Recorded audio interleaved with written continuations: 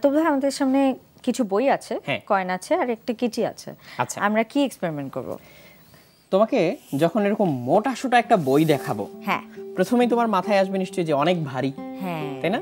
অনেক ভারী। ভারী একটা জিনিস হাতে নিয়ে দেখতে পারো, অনেক ভারী। এই পাতলা বইগুলো তার চেয়ে কম ভারী, বাট এগুলো মোটামুটি ভারী জিনিস। আবার এই কয়েনগুলো হচ্ছে ধাতুর তৈরি, মেটাল, তাহলে এদের ডেনসিটি বা ঘনত্বও বেশি। তাহলে এগুলোও কিন্তু হাতে নিলে একটা ওজন টের পাওয়া যায় এবং ফেলে দিলে টুপ করে পড়ে যায়। আমরা এখন গ্র্যাভিটি নিয়ে আসলে কিছু এক্সপেরিমেন্ট করব। আমরা যে মহাকর্ষ বলি, এই মহাকর্ষ বা অভিকর্ষ যে বলে থাকি, এই জিনিসটা নিয়ে আমরা এক্সপেরিমেন্ট করব। আচ্ছা, ছোটবেলায় আমরা অনেকেই টিস্যু পেপার দিয়ে কিন্তু কি তৈরি করেছি, প্যারাশুট তৈরি করেছি।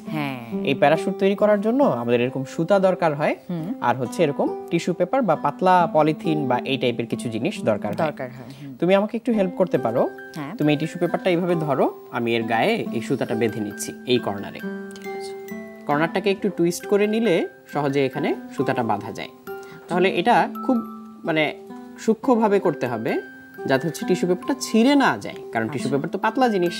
এটা টু ম্যান এক্সপেরিমেন্ট। হ্যাঁ, আমি এই প্রান্তটাও একটা সুতা দিয়ে বেঁধে নিচ্ছি। তাহলে এই যে দেখো, কর্নারটা তুমি খুব কেয়ারফুলি কর্নারটা ভাঁজ করেছো। হ্যাঁ, যাতে হচ্ছে একটু মাথা বের হয়ে থাকে এবং খুব সহজে আমরা এইভাবে গিট দিয়ে ফেলতে পারি। তাহলে আমরা একটা সুতা বেঁধে ফেলেছি, এবার ঘুরিয়ে দাও, আমরা আরেকটা সুতা বেঁধে ফেলি। এটা কেন করছি এখনই বুঝতে পারবে যে এর সাথে গ্র্যাভিটির কি সম্পর্ক। ওকে, আমি এই সুতাটা 3 নাম্বার কর্নারটাতে বেঁধে নেই। এখন এই যে কোণাটা একটু টুইস্ট করা, এই বাঁধা হয়ে গেল।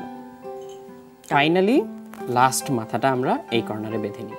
ওকে, তাহলে আমাদের প্যারাশুট মোটামুটি তৈরি, তবে নিচে একটা ভারী জিনিস বসাতে হবে। এই মাথাটা আমি একটু ঠিক করে নিই। এই যে একটু বেশি বটে গেছিল। হ্যাঁ, তাহলে আমরা 2টা প্যাচ দিয়ে প্রত্যেকটা সুতা বেঁধেছি, হ্যাঁ, যাতে খুলে না যায় কোনোভাবে। এখন মোটামুটি ভাবে তৈরি। এবার তুমি ছেড়ে দাও।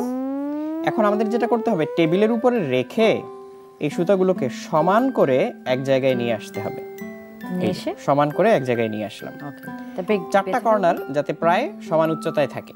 ঠিক আছে, এনে তুমি এখন এটা একটা গিট দিয়ে বেঁধে দিতে পারো। ঠিক আছে, তাহলে এটা আর খুলবে না। তাহলে আমি তাই করছি। এখন এটাকে একটা গিট দিয়ে বেঁধে দিলাম, আমাদের প্যারাশুট হয়ে গেল। এখন এই প্যারাশুটে আমরা একটা কাজ করতে পারি। আমরা একটা কয়েন নিয়ে এই যে এরকম একটা টেপের সাহায্যে এখানে আটকে দিতে পারি। তাহলে আমি এই কয়েনটা নিচ্ছি, আমার হাতে এরকম একটা ট্রান্সপারেন্ট টেপ আছে, আমি এখান থেকে একটু ছিঁড়ে নেই। এর মাধ্যমে আমি এটাকে আটকে দিচ্ছি, খুব সাবধানে এখানে আটকে দিচ্ছি। এই দেখো, সুতাটা একদম লাস্ট এন্ডের সাথে। হ্যাঁ, যাতে ওয়েটটা হলো ধরে রাখতে পারে আর কি, প্যারাশুটের হোল স্ট্রাকচারটাকে। রাইট, এই যে আটকে গেল। আর যদি আমি আরেকটু শক্ত করে আটকাতে চাই, আমি আরেকটু বেশি টেপ ইউজ করতে পারি, যে আমি একটু বেশি করে খুলে নিলাম। হ্যাঁ, এই যে এখন খুব শক্তভাবে আটকে গেল। ওকে, ডান। এখন যদি আমি আরেকটা কয়েন নেই, এই কয়েনটাকে আমি এখান থেকে ছেড়ে দিই, দেখো পড়তে কতক্ষণ লাগে? 1 সেকেন্ডেরও কম সময় লাগে। 1 সেকেন্ডেরও কম সময় লাগে, জাস্ট ছেড়ে দিলে ওর সাথে সাথে পড়ে যায়। আর একই কয়েন এখন প্যারাশুটে আটকানো। এবারে দেখো কি হয়। আমি প্যারাশুটটাকে একটা কেচি দিয়ে তুলে নিচ্ছি, যাতে হচ্ছে আমার হাতে না লাগে। আমি এখান থেকে হঠাৎ করে এটাকে সরিয়ে ফেলতে পারি, বা তুমি স্কেল দিয়েও করতে পারো, বা শুধু হাতেও ছাড়তে পারো। তাহলে এখন ছেড়ে দিলে এটা একটু বেশি সময় নেবে, ভেসে ভেসে পড়ে, একটু গ্লাইড করলো কিন্তু। হ্যাঁ, আমি এই বইটা সরিয়ে দিচ্ছি। এখন দেখো আরেকটু উপর থেকে ছাড়ি, এখন দেখো পড়তে সময় লাগবে ওর, আগের চেয়ে একটু বেশি সময় লাগে। প্যারাশুটটা যত ছড়ানো থাকবে, যত ছড়ানো থাকবে তত ভালো, তাহলে ও বেশি বাতাস আটকাতে পারবে। আবার খেয়াল করো, হ্যাঁ, আমরা যদি টিস্যু না ব্যবহার করে অন্য কোনো ম্যাটেরিয়াল, পলিথিন ব্যবহার করতে পারো পাতলা। তাহলে এখানে 2 জায়গায় পার্থক্যটা কোথায়? শুধু একটা কয়েন যখন পড়ে, ও বাতাসের বাধা পায় না বললেই চলে, তাহলে সরাসরি পড়ে যায়। আর এই প্যারাশুটটা দেওয়াতে এই প্যারাশুটের যে ক্ষেত্রফল বা সারফেস এরিয়া, পুরো জায়গাটা জুড়ে বাতাসের বাধা পায়। এই জন্য ওর পড়তে একটু সময় লাগে। রাইট। তাহলে আমরা হালকা জিনিস যেমন একটা কাগজের টুকরা, আমি একটা কাগজের টুকরা নিচ্ছি এখানে, এরকম একটা কাগজের টুকরা আমি যদি বাতাসে ছেড়ে দেই তখন ওর পড়তে যে বেশি টাইম লাগে, ও আস্তে আস্তে ভাসতে ভাসতে পড়ে।